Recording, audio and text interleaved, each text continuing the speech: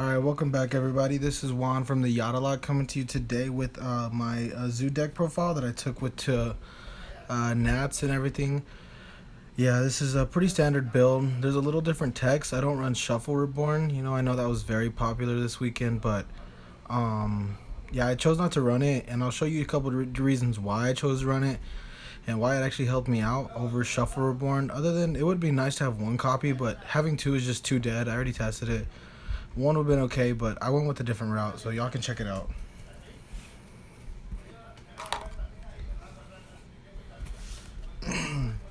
Start off the monsters. We ran 2 Rat Pier, probably the most standard. 3 Whiptail, pretty standard. 2 Thoroughblade, still is very standard, and 1 Ram. Ram was good. I didn't need more than 1 though. Never really needed more than 1. Whiptail was MVP. Thoroughblade came in very clutch a lot of the times. I don't run anything much like Barrage. Barrage was good if I opened it. I still run the 1 Terratop and 1 Takatomborg. This is still so good. Like, I don't know, like the Predaplan engine just gets ashed and it's done. You waste your normal, and if you don't have a follow-up, you lose. This doesn't eat your normal summon at all. If it's at 1, Book of Moon still at 1, and I still see people playing it, so I still run the 1-1, so I keep that. Next, we run 2 Gamma Seals, the Sea Turtle Kaiju, and then we run 2 Jizukiru. These are just because I actually respected the True Draco matchup a lot, and I really didn't want to lose to a Masterpiece, so I just had it in the main deck to get rid of it. Okay, that's it for like the monsters. Now it's time for the hand traps. We went to 1 Maxi, 1 Ghost Ogre, and then this is what's different. I played 3 Droll and Lockbirds. A lot of people put 3 Ghost Ogres, and I chose 3 Droll and Lockbirds. The reason why was because Droll and Lockbird stops a lot more than you think. They go terraforming, and then you hit that their diagram can't search, or they go fossil dig and they can't search. They go tanky, and then they're not gonna get broad bull search, or they can't go the emerald play. It's just, I don't know. Overall, this card was like amazing. It actually was better than Ghost Ogre, so I do applaud myself on running that. And then I did run 3 Ash Blossoms, and I was thinking about running 2 Ash Blossoms and 2 Ghost Ogres, but Ash Blossom just covers so much more than Ghost Ogre does. And I know Ghost Ogre gets rid of the problem, and that's something Ash Blossom doesn't do. But if they do have 2 terraformings and 2 diagrams, they're gonna activate both. So technically, you did get rid of it, and that's what my thinking of was that if they'll get rid of it, they'll get rid of it on their own. And then like if you stop them, they're not gonna activate 2 of them, And if they do, then technically it did the same job as Ghost Ogre, and it still had the ability to special stop all these extra effects. That was it for the monsters. That was monsters, hand traps, and Kaijus. So next we're gonna go to the spells. The one of we run 1 Regeki, 1 My Body, 1 Soul Charge. These cards were like pretty MVP. I see a lot of people running 3 of this. I chose to run 1. It wasn't too bad, with Ram, you're okay. I really liked it. A lot of times I really didn't need it. I left a Trident with like nothing under it sometimes, and then if they Regeki'd it, I really didn't care. I'd have a follow-up play, I'd have some Solemns or something, but My Body was okay. Soul Charge was MVP, Regeki was MVP, so I really can't complain about these 3 cards. They did their job as spells.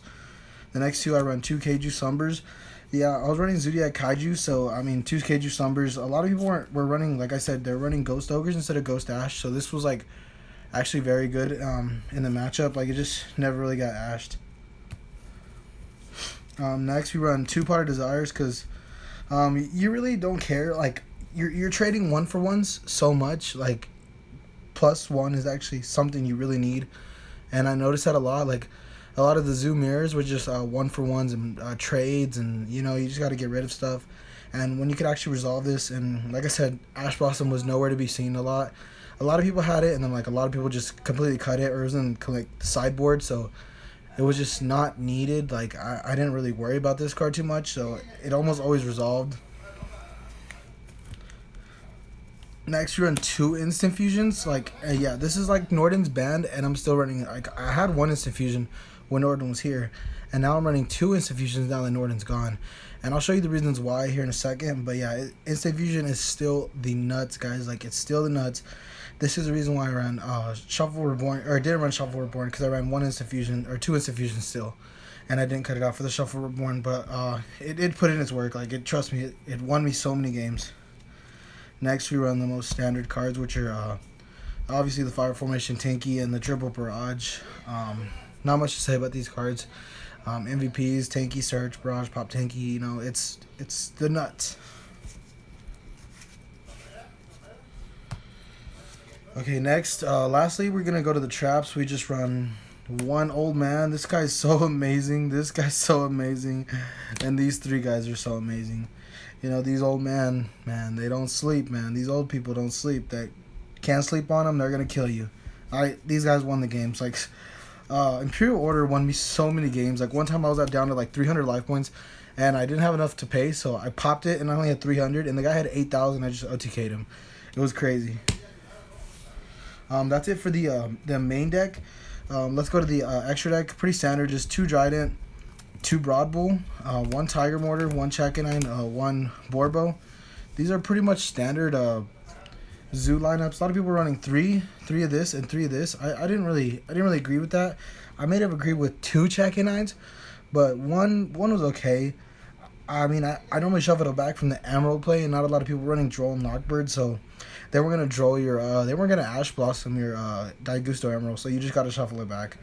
And technically, yeah, 2 is fine. 2, like 1 is fine. 2 is like kind of overextending, but this is the reason why I had to cut the zoo lineup up, because my extra deck is pretty different from most standard zoo lineups, and a lot of people at the Nats were asking me why I just chose to run this, and then like they saw me doing so well, and they were just okay with it. 1 MX Saber Invoker. I still ran 2 Daigusto Emerald. It was pretty good. Because the one, you never really recycled the second one off of it. You recycled your resources. So the first one just recycled everything, and then the second one recycled everything else. And you never really recycled the Emerald off Emerald. You just left them both die. So, but they were still amazing. I chose to run these 2 guys instead of Gaga Samurai because I was scared of Masterpiece being too big, and I was scared of like just big boss monsters in general that you can't beat over, or you can't get over, you can't get targeted, like Chaos Max and stuff like that. There's a lot of big monsters that you just can't beat over, and Lightning does that with 2 monsters. And I did not miss Gaga Samurai because it was so amazing. 1 Abyss Dweller won me like half my matches. I really love Abyss Dweller. Like, I see a lot of people cutting him, and I just do not agree with it at all. Like, Abyss Dweller is like the most staple rank 4 right now, in my opinion, and it just, Abyss Dweller wins games, guys. Abyss Dweller is amazing. And now, lastly, for the 2XCs, these are my techs. It's this guy, Dragoness of the Wicked Knight. I'm pretty sure you guys never seen this card, but like it's a wind. It's a level 3. It's an instant fusion target, and it's just, since we run two instant fusions, it's technically like having 3 Terratops and 1 Takatomborg. So in my eyes, this is the way I saw it. Like, this would equal 3 Terratops and 1 Takatomborg still, because this guy is essentially you can special summon a win from your hand. So if you open up Takatomborg, you weren't necessarily dead. And I really enjoyed this guy in the extra deck, and that's why I chose to run 2 instant fusions. And the reason why, this is Norden, but my buddy let me run Rare Fish, and Rare Fish is amazing for making Abyss Dweller. So Abyss Dweller, this was just Rare Fish, so it's not really Norden. Abyss Dweller just won so many games, and it was 2,300. There's not a lot of normal summons that can just beat over this. So I mean, apart from just Pure True Draco, but Pure True Draco is still amazing because you turn off all their traps, or all their traps are dead because of Abyss Dweller, and Abyss Dweller is 2,300. So I mean, Rare Fish was amazing, and technically you have 2 copies of it, and then like you really didn't miss it at all. Like, you just used it if you needed it. If you didn't need it, it was okay. It was there for next turn or something, and you kept your instant fusion in hand for like making Broad Bull off like hard making Broad Bull. You just made it with 2 level 4s, and you were fine.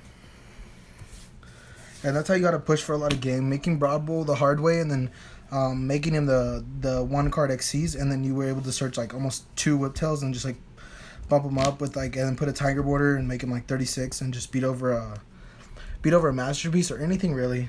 Next, now we're going to the side deck, and the side deck was absolutely amazing. Like, these three cards right here are the MVP of the entire side deck, because I love Vanity Fiend with a passion. Like, it won me over half my games. Like, I'm not even kidding. Like, Zoos put in work, Dryden put in work, but Vanity Fiend came in every game 2 or like every game 3.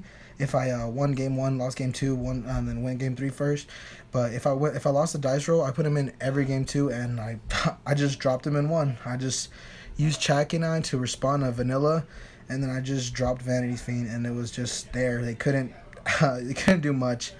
It's the nuts, guys. This card is MVP.